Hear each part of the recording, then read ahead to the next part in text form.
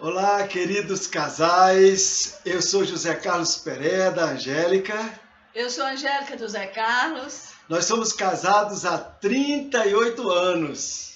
Temos 3 filhos, 2 genros, uma nora e 2 netinhos. Eu quero nesse momento agradecer em primeiro lugar a Deus, né? E também ao pastor Mauro Floripes e a sua esposa, a pastora Jaqueline, pela excelente oportunidade que nos dão para compartilhar com vocês, casais queridos, nessa semana dedicada aos namorados. É um prazer.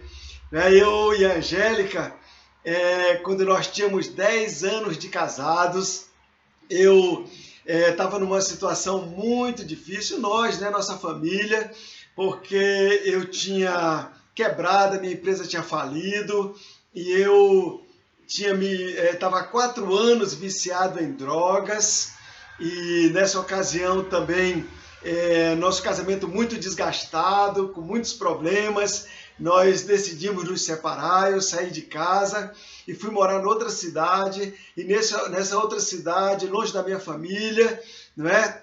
Tentando começar de novo, eu comecei a perceber vários fracassos sucessivos, tudo que eu tentava não dava certo, tudo que eu empreendia nos negócios não ia para frente, e aí eu comecei a entrar em desespero, já pedindo dinheiro emprestado para sustentar o vício, e aquela situação chegou a tal ponto que eu estava vendo que a qualquer momento eu iria roubar para me drogar, não é? Então, sem dinheiro, sem crédito, sem amigos e sem família, eu entendi que eu era um fracasso realmente, que não valia a pena continuar vivendo, e eu decidi que a melhor coisa que eu tinha que fazer era tirar a minha vida. Eu tinha 31 anos de idade e achava que estava tudo perdido. E aí, naquele contexto, eu entendia que ninguém precisava de mim, que a minha esposa trabalhava, ela sustentava a família, ela ia começar a vida de novo, e eu não tinha sentido eu continuar vivo, se nem dinheiro lá para minha casa, para ajudar o sustento dos meus filhos, eu mandava. E foi nesse ambiente que começaram a acontecer algumas coisas interessantes comigo. Eu ia chegando na casa que eu estava hospedado, quando era mais ou menos umas 8 horas da noite, eu ouvi umas músicas que vinham da rua. E era assim uma espécie de culto de rua que alguns irmãos, alguma igreja estava realizando, e a gente ouvia aquela música. Eu não tinha o hábito de ouvir música cristã, mas aquelas músicas falando de Deus, falando de amor, de certo modo elas me chamaram a atenção e eu parei para ouvir. E fiquei ouvindo, enquanto eu ouvia aquelas músicas, passou assim a minha vida como um filme, não é?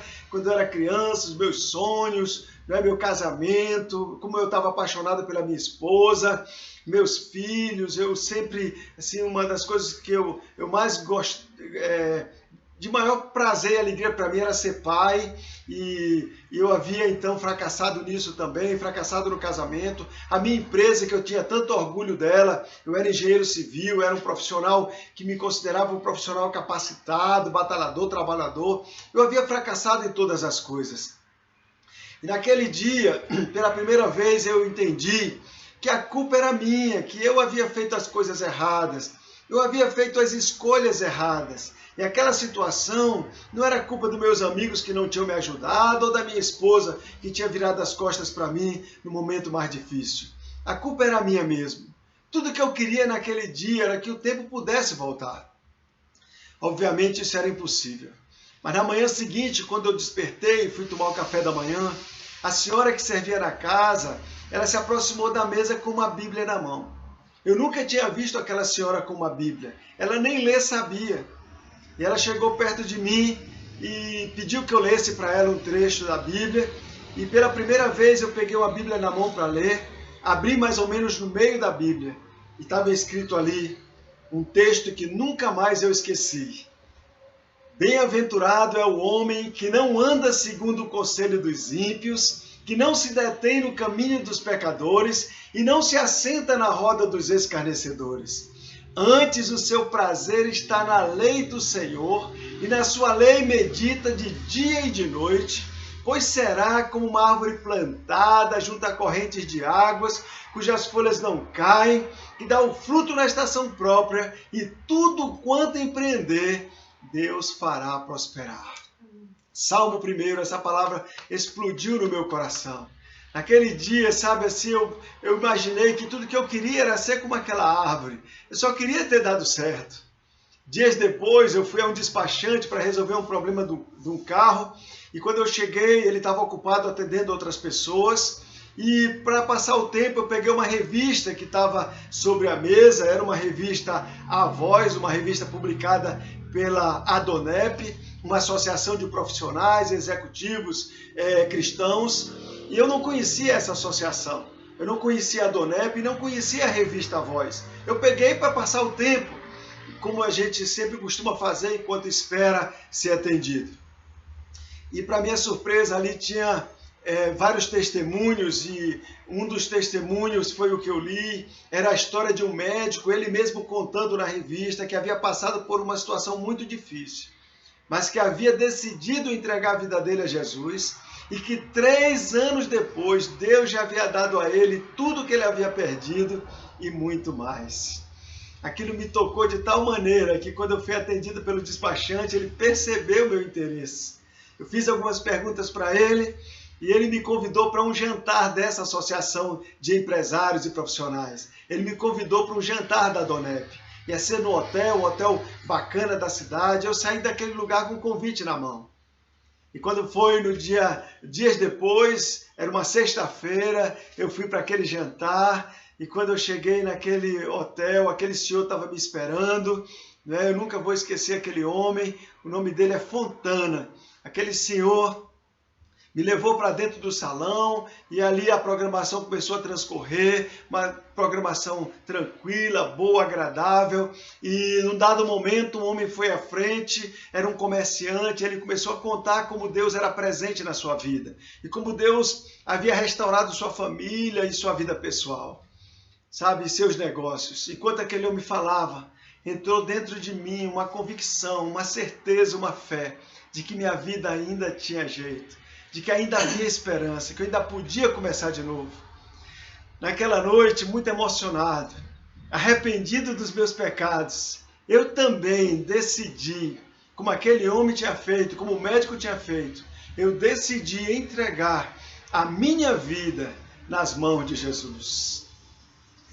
Aqueles homens oraram por mim e eu voltei para casa, sentindo uma paz que eu não lembro ter sentido antes. Um sossego na minha alma, dormi bem aquela noite. E na manhã seguinte, quando eu despertei, eu saí no jardim da casa, era um sábado, parecia assim que o sol brilhava diferente, as árvores tinham as cores, enfim, era algo novo e aquela sensação de paz continuava dentro de mim. E quando chegou a noite, eu percebi, né, que aquela vontade de me drogar, que há 4 anos me dominava, já não me dominava mais. Naquela noite, eu fui completamente liberto do vício da droga e nunca mais voltei a usar droga na minha vida. A partir dali eu comecei a ler aquela Bíblia daquela senhora, comecei a frequentar uma igreja, comecei a aprender a orar, e aí logo eu entendi pela Bíblia e pelas pregações que eu estava ouvindo, que era da vontade de Deus que eu voltasse para casa, que eu reconstruísse o meu lar, né? Que eu tentasse refazer a minha vida familiar e criar os meus filhos. E aí eu decidi ligar para a Angélica. Liguei o telefone, orei antes, liguei para ela, fazia 6 meses que nós havíamos nos separado. E aí liguei e propus a ela a gente começar de novo, reconstruir a vida e fazer, né, que ela me desse outra oportunidade. E lá do outro lado da linha, a Angélica disse sim. E eu pude voltar para casa, reconquistar o amor da Angélica, o respeito, o carinho, poder criar os meus filhos ensinando os princípios mais nobres que existem na Terra, que são os princípios cristãos, né? E nós reconstruímos a nossa vida profissional também, né? E hoje eu e a Angélica estamos com 38 anos de casados, nossos filhos já se casaram, a Raquel casou com o Evilásio, já nos deu 2 netinhos, O Felipe, meu filho homem, casou com a Sara, né? Ainda não tem filhos. A Júlia, nossa caçula, casou com o Alisson. E aí também não tem filhos ainda, né? Todos eles estão encaminhados, são independentes, tocam a vida deles, vivem bem, os 3 servem a Deus, né? Nossos netinhos já cantam louvores a Deus. 6, né? Agora os genros e a nora também são filhos, né? Então todos servem ao Senhor. Então nós vivemos hoje uma vida abençoada, escrevemos 3 livros com relação à Bíblia e à família, que é a herança do homem sábio, as finanças do homem sábio e a saúde do homem sábio. E temos dado palestras, pregações, ajudado famílias, casais. Hoje nós somos vice-presidentes da Igreja Adã, ajudamos o nosso pastor Márcio Simões, né, aqui no Lago Norte, Adã, e a gente serve a Deus aí. Também temos essa honra de caminhar juntos com o Coronel Mauro, a Jaqueline, pastor Mauro e a Jaqueline, no Ministério da Donep. Que bom, né? Cada vez que a gente compartilha a nossa história, o nosso coração se enche de gratidão a Deus, né? Porque quando nós nos separamos, uma das maiores dificuldades que a gente tinha no relacionamento era o ciúme do Zé Carlos. Ele era muito ciumento, fazia cenas horríveis. Muitas vezes acontecia de a gente estar em algum lugar, numa festa, e ele me puxar pela mão e sair e dizia coisas muito, muito desagradáveis, muito fortes, que me machucavam muito. Então isso para mim era terrível.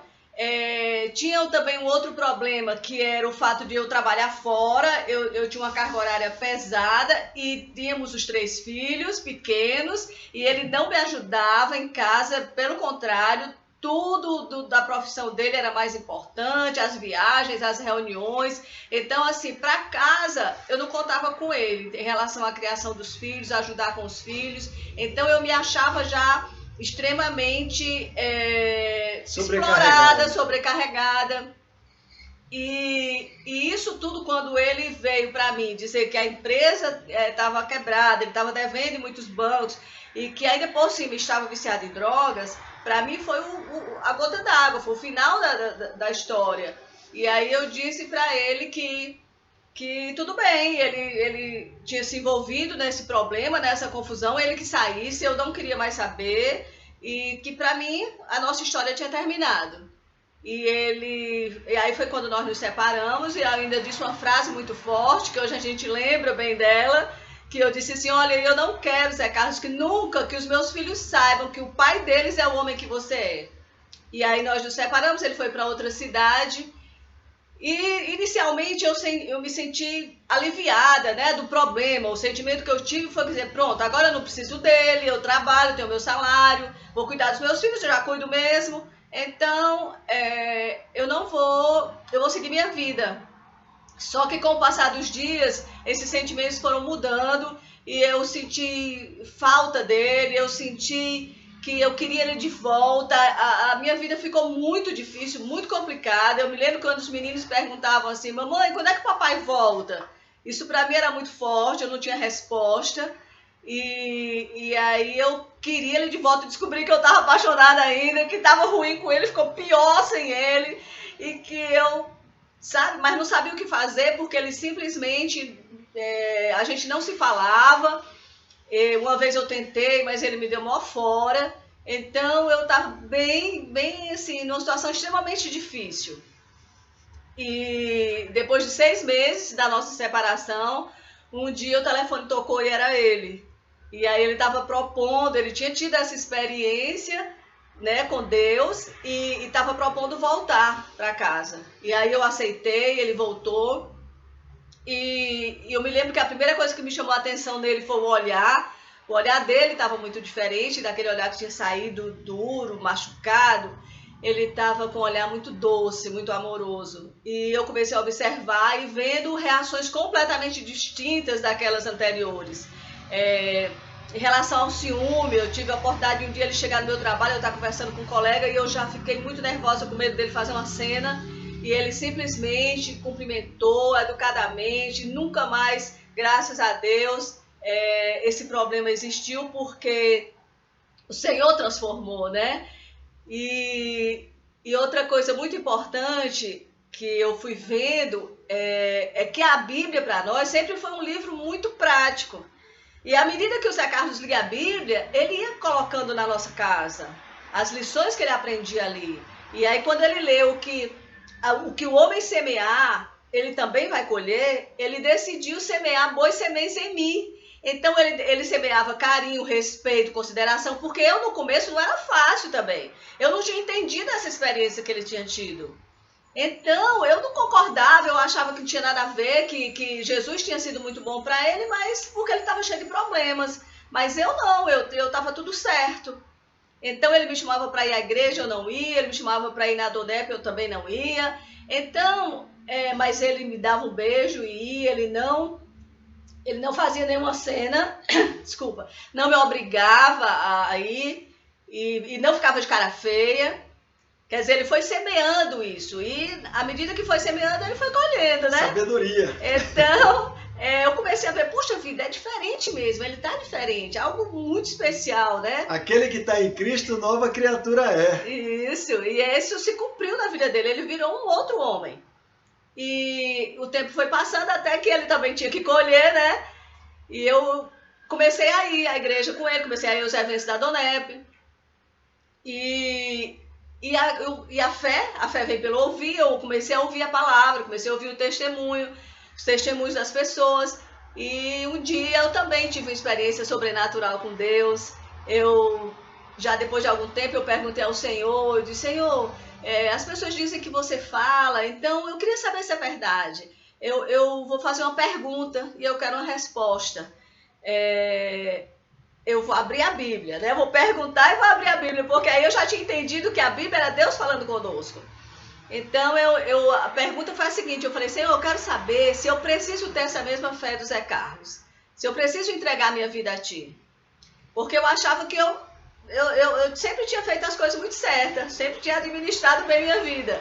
E aí, quando eu abri em Provérbios 3, versículos 5, 6 e 7, que diz assim, confia no Senhor de todo o teu coração e não te estribes no teu próprio entendimento. Reconhece-o em todos os teus caminhos e ele endireitará as tuas veredas. Não seja sábio aos teus próprios olhos, teme ao Senhor e aparta-te do mal. Aí eu vi que Deus falava mesmo, eu comecei a chorar e fiquei assim muito emocionada. O Zé Carlos do meu lado nem se mexia, que era para não atrapalhar a ação do Espírito Santo. Mas naquele dia, no final da reunião, quando o pregador fez o convite de quem queria entregar a vida a Jesus, eu me levantei sozinha, desci a escada, que eu estava numa galeria. E ali eu tomei a decisão mais inteligente que eu já tomei até hoje. De me decidir por Jesus Cristo e convidar Jesus para ser meu Senhor e meu Salvador. A partir dali, nós tivemos uma vida totalmente focada no Senhor, os nossos filhos, um a um, foram tendo suas próprias experiências e Deus em mim foi fazendo transformações que eu nunca imaginei, porque eu tinha, ainda depois de ter me convertido e ter tido experiências com Deus, eu ainda tinha muita dificuldade de perdoar. Então, a vida toda tinha sido assim. Eu dizia com muito orgulho, eu falei, se alguém fizer alguma coisa comigo, só faz uma vez, porque eu não perdoo, nunca mais dou a oportunidade de fazer de novo. Então, eu achava isso que nunca ia ser tirado de mim, era uma questão de personalidade. Só que Jesus não tem personalidade não, é Ele, né? Ele é o centro. Glória a Deus. E aos poucos, Deus foi me provando em várias experiências em que eu tive que perdoar, que reconhecer que ser feliz é muito melhor do que ter razão, que obedecer a Deus sempre é a opção mais inteligente, seguir o Evangelho, viver o Evangelho. Então, Deus foi me dando experiências profundas que eu nunca pensei que pudesse perdoar, mas que Deus me dá essa oportunidade. E hoje eu sinto a bênção de ter um coração perdoador, porque não tenho rancor, não tenho mágoa. Isso para mim é muito mais importante. Eu sei que esse estilo de vida do Evangelho nos leva a uma vida muito melhor, nos leva a uma paz, a uma alegria, né? Temos dificuldades? Temos sim. De vez em quando a gente dá Mas aí a gente sabe que é melhor resolver logo a questão, porque nós vamos permanecer casados ainda durante muito tempo. Então, Verdade, nós verdade. vamos permanecer casados e felizes. E felizes, bem. Muito bom. Essa questão do ciúme, queridos, é uma insegurança, é uma falta de confiança no cônjuge e uma falta de confiança em Deus.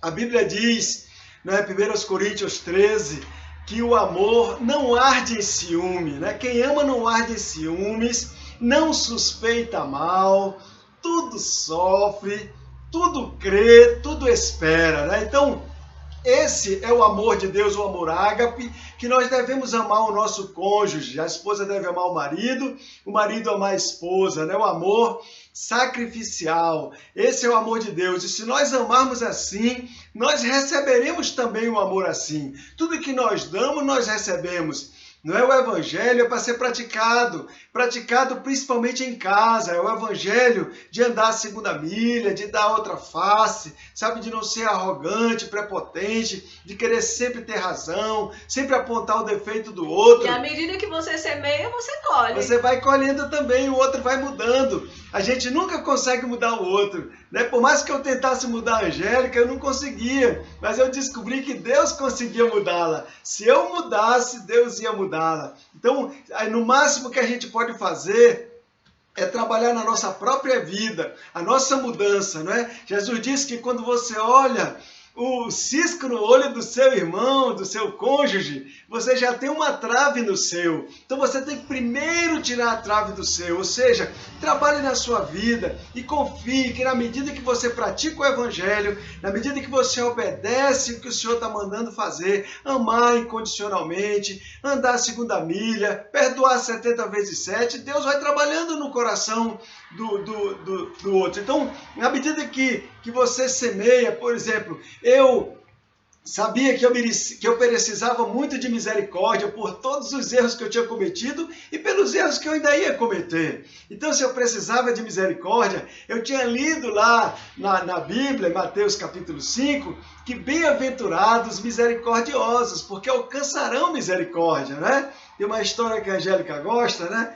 Como é, Angélica? Que se você quer receber um copinho de misericórdia, então você dá um copinho de misericórdia. Mas se você quer receber um balde de misericórdia, você também tem que dar um balde de misericórdia. E se você quer receber uma piscina de misericórdia, você dá uma piscina de misericórdia. Então, tudo isso depende, é real. É real, tudo depende de uma iniciativa nossa, né? Então, vamos semear boas sementes, que nós vamos colher bons frutos. E com relação à dificuldade da Angélica de perdoar, não era fácil, eu perdoava mais facilmente, mas ela alfinetava que não era brincadeira. Nós passamos por muitas experiências que não foram fáceis de superar, mas com a ajuda de Deus a gente conseguiu superar. Eu me lembro que uma determinada vez ela me ofendeu, eu me senti ofendido, e aí eu fiquei esperando ver se ela vinha pedir perdão ou alguma coisa assim, mas ela não veio. Então eu tomei iniciativa,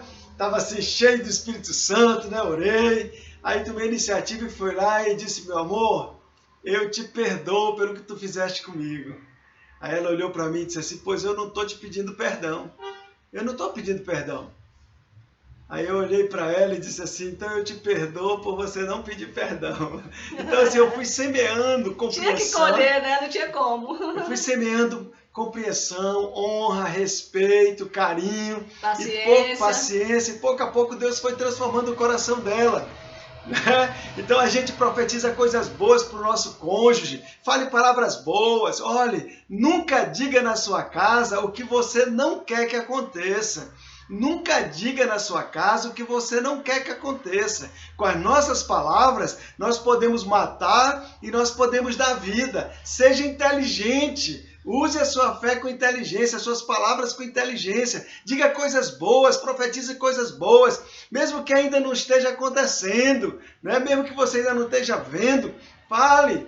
Né? Diga para sua esposa como ela é inteligente, né? Para o seu marido como ele é um homem de bem, trabalhador, um homem forte, um homem que cuida da família. Né? Transforme o seu mundo com as suas palavras, com a sua boca.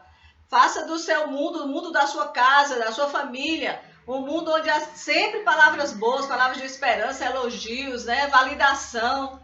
Isso é muito importante. Isso aí a gente consegue, com as nossas palavras, não custa nada. Leia a Bíblia e aplique a Bíblia na sua família. Fale que a sua esposa é como Provérbios 31, né? Aquela mulher virtuosa, poderosa.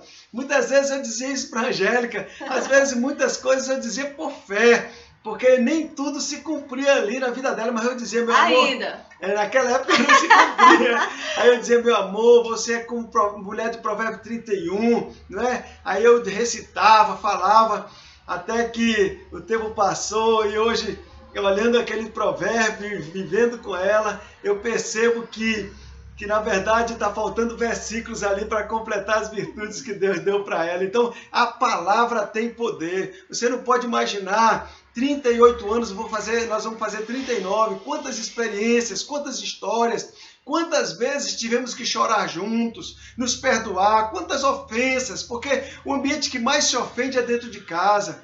Quantas ofensas, mas nós superamos, né? Hoje nós estamos vivendo a melhor fase da nossa vida. Nossos filhos têm um bom exemplo de casamento. Por quê? Porque nós éramos perfeitos? Não. Porque nós decidimos obedecer a palavra. Nós, obedecendo a palavra, edificamos a nossa casa na rocha.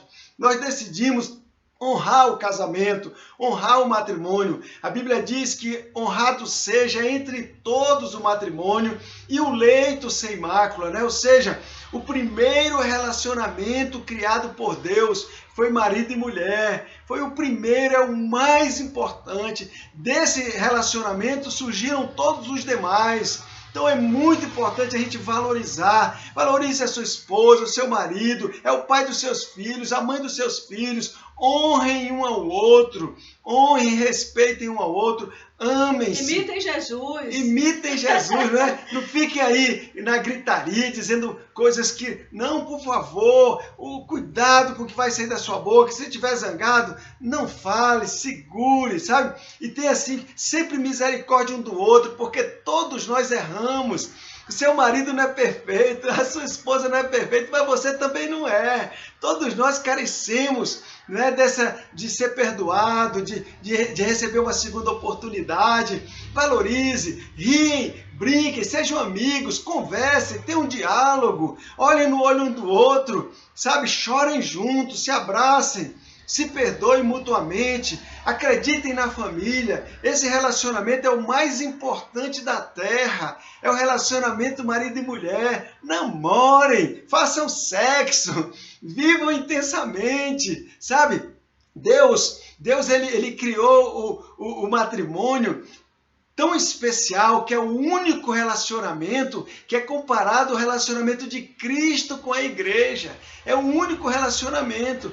Preste atenção, Deus nunca mandou o homem amar o seu pai e a sua mãe como Cristo ama a igreja, mas ele mandou o homem amar a sua esposa como Cristo ama a igreja. Veja quão relevante é esse relacionamento. É muito mais importante o relacionamento marido e mulher do que com filhos. Os filhos, eles foram dados como herança do Senhor. Amanhã os filhos se vão.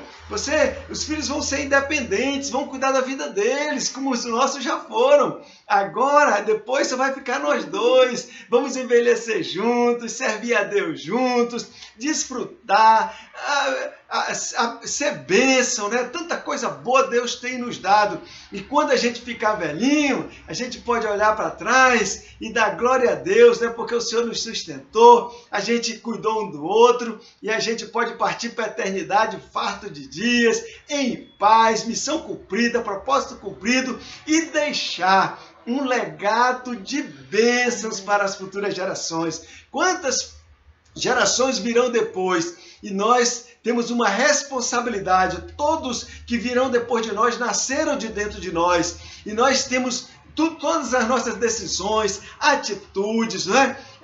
Elas vão refletir nas gerações futuras. Que exemplo nós estamos deixando? Que legado nós estamos deixando de caráter, de hombridade, de virtude, atitudes, de sabedoria para os nossos filhos, não é? O mais importante, de temor de Deus, de amar nossa igreja, honrar nossos pastores, não é? Entregar nossas ofertas, nossos dízimos, a gente participar das atividades da igreja, fazer culto doméstico, não é?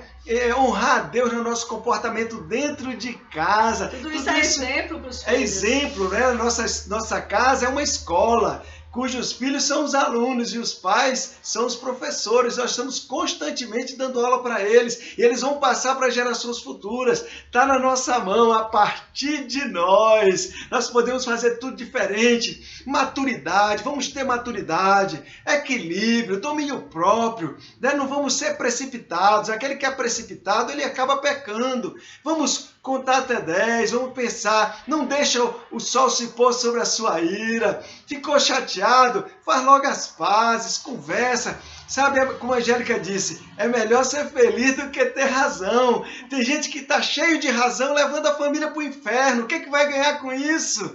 Nós perdemos, não tem problema, Jesus perdeu toda a razão por nós. Ele foi lá e entregou a vida dele. Ele morreu como o pior dos pecadores, sendo que não tinha nenhum pecado. Então, por que nós não podemos fazer isso pelo nosso cônjuge? Nós podemos morrer nossa também. Família, nossa descendência. Isso, pelas gerações futuras. Podemos sim ser homem. Ser homem é cumprir a palavra de Deus, né? Não é ser machão e fazer as coisas do jeito que quer, não. Não é isso, não. É ser um líder amoroso, que dá exemplo, né? Que inspira a família. Aleluia! Teus filhos estão sendo inspirados por você para amar a Deus, para obedecer a palavra.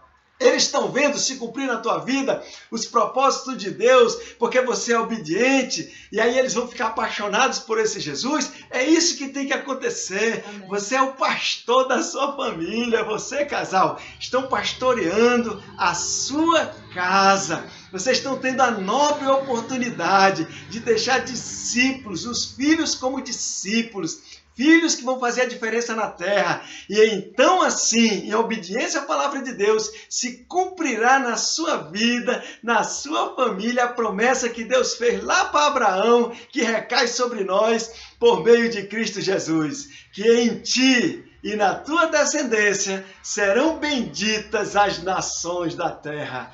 Aleluia! Muito bom, eu estou sentindo aqui muita presença de Deus. Eu sei que você também está ouvindo aí na sua casa, no seu escritório. Você está ouvindo e também está sentindo a presença de Deus. Deus vai abençoar vocês, sabe? Deixa para lá o orgulho, deixa para lá, sabe, essas bobagens, que isso tudo vai ficar. Nós temos que nos amar, nos perdoar, conversar. Se for preciso, se humilhe, não tem problema não. Deus vai te honrar. Aquele que se humilha para fazer a vontade de Deus, Deus honra. Humilhai-vos debaixo da potente mão de Deus, porque ao seu tempo ele exaltará. Não tenha medo de ser pisado pelo seu cônjuge, não, porque Deus não permitirá. Deus não permitirá, creia nisso. Deus vai te honrar se você decidir obedecer. Então, nesse momento, eu quero que vocês se abracem aí, como eu estou abraçado aqui com a Angélica. Vamos fazer um momento de oração, né? Se abracem. Eu queria também que vocês olhassem assim um para o outro e, olhando nos olhos, fizessem uma declaração de amor para o seu cônjuge, né? Eu vou fazer aqui para a Angélica, ela vai fazer para mim como exemplo, tá? Olhando nos olhos, assim, com muito carinho. Angélica, eu te amo e sou muito agradecido a Deus. Deus tem sido muito bom comigo por me dar você como esposa. Eu te amo muito e quero cuidar de ti, cuidar bem de ti, todos os dias da minha vida. Amém. Eu também te amo muito. Olha aí. Então eu quero que você agora, abraçadinho, nós vamos orar. Nós vamos orar, a Angélica vai fazer o primeiro momento de oração. Fique aí abraçadinho, você vai estar orando também. E depois eu faço uma oração encerrando esse momento tão precioso aqui de falar das coisas nobres do Senhor com respeito ao casamento. Senhor Deus nosso Pai, em nome de Jesus, nós queremos pedir a Tua bênção, Pai, para todos os casais, Senhor, que estão ouvindo, que participando desse momento, Senhor. Pai, eu te peço que Tu possas encher a casa dele de alegria, da Tua paz, Senhor, que seja um ambiente tranquilo, um ambiente onde o homem deseja voltar para casa, que a mulher tenha alegria de receber o seu marido, que os filhos se sintam seguros, alegres e agradecidos a Deus, Pai, em nome de Jesus. Pai, eu te peço, Senhor, ajuda, Senhor, porque eles possam se perdoar, se reconciliar, fazer as pazes, sabe? Se eles possam ser pacificadores um do outro sempre, pacificadores, filhos de Deus. Senhor, derrama um óleo, um azeite agora sobre essa casa, essa família, que eles estejam sim entusiasmados, animados, a despeito da dificuldade, dos problemas, dos desafios. Eles se sintam animados a amar, a praticar o evangelho, a cuidar um do outro, a promover um ao outro, em nome de Jesus, que a tua bênção de amor incondicional,